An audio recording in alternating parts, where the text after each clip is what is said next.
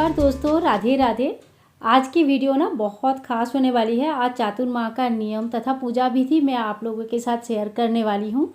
तो चातुर्माह के टाइम पे कब से कब तक का होता है, देवसायनी एकादशी से लेकर जो आषाढ़ शुक्ल पक्ष की एकादशी आएगी, देवसायनी एकादशी से लेकर कार्तिक मास की शुक्ल पक्ष की एकादशी यानी कि देव उठनी एकादशी तक 4 महीने के समय को चतुर्माह कहा जाता है। इस चतुर्मास को इस साल 5 होगा क्योंकि एक अधिक मास तथा मलमास या पुरुषोत्तम मास जिसको कहा जाता है वो श्रावण के महीने में आ रहा है। इस साल श्रावण 2 महीने की है।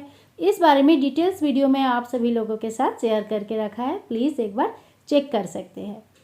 तो इन चारों महीने में जो है ना बहुत तप, व्रत, दान, ध्यान, दीपदान सभी प्रकार का जो पुण्य कर्म होता है ना उसका फल कहीं ज़्यादा मिलता है, कहीं गुना मिलता है। तो इस समय इसीलिए बहुत ज़्यादा तप जप करने के लिए, व्रत तपस्या करने के लिए कहा जाता है। लेकिन इन 4 महीनों में भगवान श्री हरि नारायण जी सोने चले जाते हैं, शयन में चले जाते हैं, इसीलिए कोई भी मांगलिक कार्य नहीं होती है। जैसे शादी ब्याह, मुंडन, गृह प्रवेश वगैरह नहीं होती है। मलमास लग रहा है, इसीलिए जब से मलमास लग रहा है उससे पहले अगर कोई आप व्रत उठाना चाहते हैं तो व्रत उठा ले।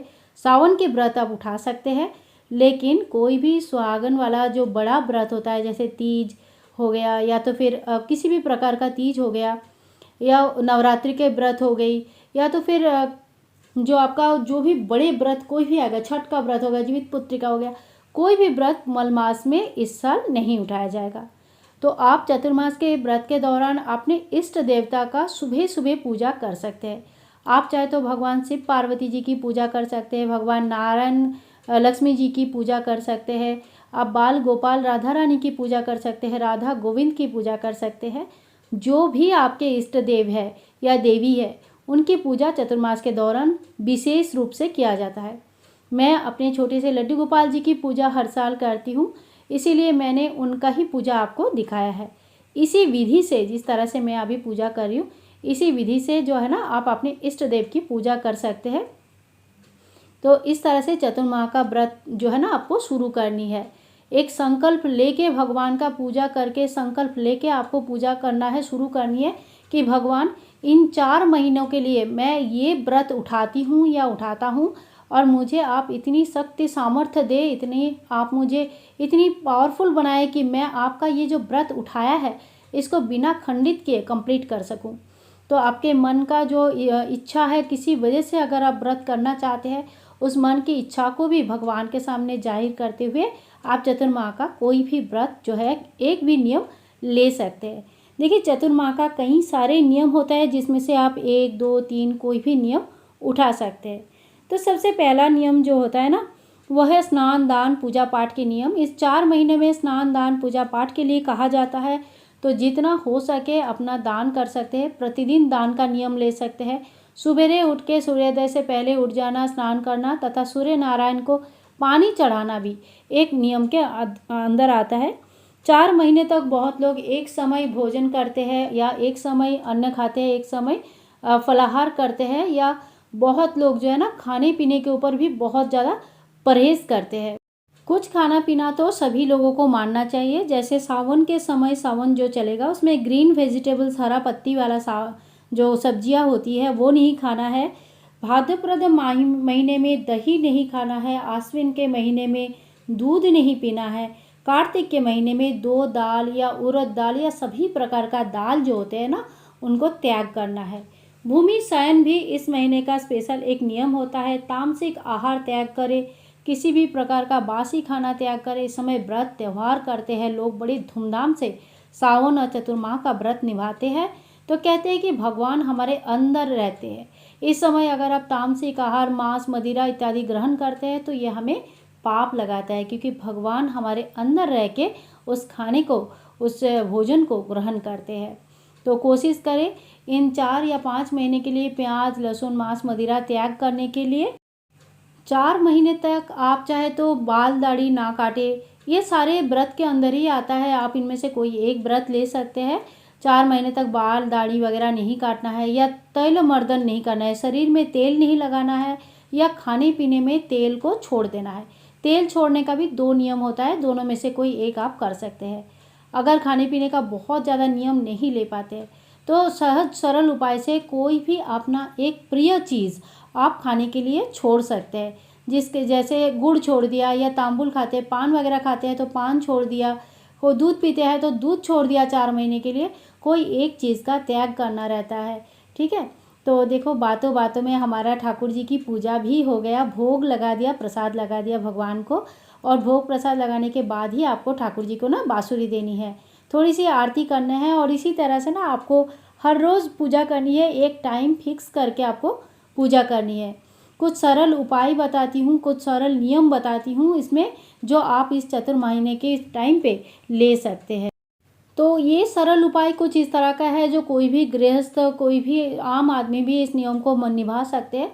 सर्वप्रथम देवशयनी एकादशी के दिन पूजा के बाद भगवान के सामने हाथ जोड़ करके संकल्प करें कि हे भगवान, हम ये नियम आपके लिए चतुर्माह के लिए ले रहे हैं और आप हमें इतनी शक्ति सामर्थ्य दे कि हम इस नियम को संपूर्ण कर पाए, बीच में मेरे नियम खंडित ना हो जाए। सबसे पहले तो ये बात है। इसके बाद आप जो है ना कोई एक अपना जो प्रिय भोजन है, मिठाई खाते हैं, कुछ जो भी खाते हैं, तामसिक आहार छोड़ना तो एक नियम होता ही है, लेकिन अपना कोई एक प्रिय भोजन अगर आप छोड़ सकते हैं। प्रतिदिन मंदिर का दर्शन करना भी एक नियम ले सकते हैं कि हाँ, चतुर्महीने के हर दिन, जैसे पीरियड्स का टाइम पे आप मंदिर ना जाए, बाकी टाइम पे हर समय, चाहे मॉर्निंग का या इवनिंग का, जैसे आपकी सुविधा हो उस समय आप एक बार मंदिर दर्शन जरूर करें। प्रतिदिन दान का एक नियम ले सकते हैं कि आप ना अगर डेली दान अलग से नहीं कर पाते हैं तो एक छोटी सी जगह ले लिए, पात्र ले लीजिए, उसमें प्रतिदिन के लिए 1 रुपया, 10 रुपया, 11 रुपया, 20 रुपया, जितना आपका मतलब जितना आप कर सकते हैं उतना दान का लिए पैसा जमा कर दें। चतुर्माह खत्म होने के बाद किसी ब्राह्मण को, किसी मंदिर में आप उस चीज़ को दान कर दें। एक दिन, हर रोज़ का एक दिन का एक फल दान करने का भी आप व्रत ले सकते हैं। जैसे किसी भी मंदिर में किसी भी गौ माता को एक फल खिलाया, किसी मंदिर में दिया, किसी ब्राह्मण को दिया, जैसे भी प्रोसेस से है ना, जो भी आपके लिए सही हो, जो आपके लिए इजी हो, कंफर्टेबल हो, आप इस तरह से एक फल दान करने का आप जो है ना व्रत ले सकते हैं। नित्य तुलसी सेवा बहुत ही बढ़िया व्रत माना जाता है। तो हर रोज़ शाम को तुलसी जी में एक घी का दीपक जलाना है। अगर सामर्थ्य है, नहीं है, तो आप तेल का जला सकते हैं, किसी और चीज़ का भी जला सकते हैं, जो भी आपके यहाँ जलाया जाता है, लेकिन नित्य तुलसी सेवा आपको करनी है। इसके अलावा देखिए एक नियम और बताती हूँ। नित्य 1, 11, 21 या 12 माला, 5 माला, 7 माला, जितना भी आपके सामर्थ्य है, आप 5 माला का जप करें। इस समय जो है ना, आप श्रावण मास आ रहा है, ये चतुर्माह में श्रावण माह आ रहा है, इस साल अधिक मास आता है, तो आप कोई धर्म ग्रंथ पुस्तक पढ़ने का भी व्रत ले सकते हैं कि मैं ये जो ना ये पुस्तक पढ़ूंगी या पढ़ूंगा। आप शिव महापुराण पढ़ सकते हैं। 5 महीने की बड़ी समय है।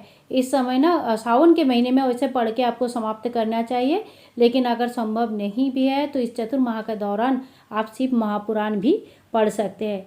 तेल का त्याग कर सकते हैं, जैसे तेल या तो बदन में ना लगाए या तो खाने में ना खाए, जैसा भी आपको सुविधा हो, तेल नहीं लगाना चाहिए।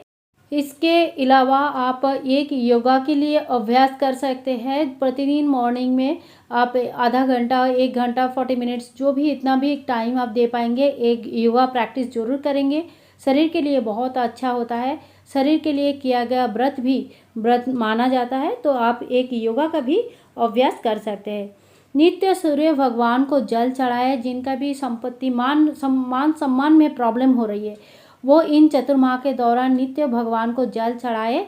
और इस समय जो होता है ना, माता पार्वती सहित भगवान शिव जी की पूजा होती है। जिनका भी संबंध में कोई दरार आ रही है, विवाह संबंधित प्रॉब्लम आ रही है, तो इस समय माँ मंगला गौरी की व्रत भी होती है। तो ये बारे में आपको बाद में कभी बताऊंगी, लेकिन आप शिव पार्वती जी की पूजा इस समय कर सकते हैं, लक्ष्मी नारायण जी की पूजा कर सकते हैं, गणपति भगवान की पूजा कर सकते हैं। आपके इष्ट देव जो है उनकी पूजा आप कर सकते हैं। संतान की उन्नति, संतान प्राप्ति तथा संतान संबंधित सारे मुश्किलें दूर करने के लिए आप बाल गोपाल के पूजा कर सकते हैं। तो दोस्तों, इसी तरह से आपको चतुर्माह का पूजा करनी है। जो लोग जनेऊ धारण करते हैं उनको नवीनीकरण करनी चाहिए, यानी कि जनेऊ चेंज करना चाहिए, नया जनेऊ धारण करें। अगर आपको धन प्राप्ति की प्रयोजन है, वैसे तो देखो किसको धन की प्रयोजन नहीं होता है, लेकिन ऐसा है कि धन आती है रुकती नहीं है, बहुत ही ज़्यादा खिंचाव में, परेशानी में, तनाव में रह रहे हो, तो चतुर्माह का दौरान खास करके पुरुषोत्तम माह में आप माता लक्ष्मी जी के साथ भगवान नारायण जी की पूजा अति अवश्य करें।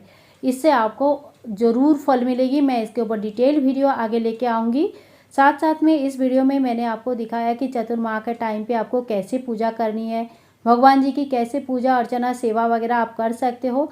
पूरी विधि विधान से अगर आपने वीडियो को ध्यान से देखा होगा तो हर एक चीज़ें आपको यहाँ पे मैंने दिखाया है। मैंने कई बार आपको पूजा करके दिखाया है, जिससे आपको पता चल जाता है कि किस तरह से हमें नित्य पूजा करना चाहिए। समय को फिक्स रखिए, मॉर्निंग में जितने बजे पूजा कर पाएंगे उस समय को फिक्स रखिए, अलग अलग समय मत कीजिए। और चतुर्माह का कोई एक नियम, एक व्रत लीजिए, बहुत ज़्यादा व्रत न लीजिए, क्योंकि देखो गृहस्थ जीवन है, सबका दायित्व होता है, साथ में शरीर भी है। तो इसके साथ इसीलिए जितना हो पाएगा, जितना आनंद के साथ खुशी के साथ कर पाओगे उतना व्रत जरूर करें। मिलते हैं एक और नया वीडियो में, तब तक के लिए सभी लोगों को हरे कृष्णा, राधे राधे, बाय बाय दोस्तों।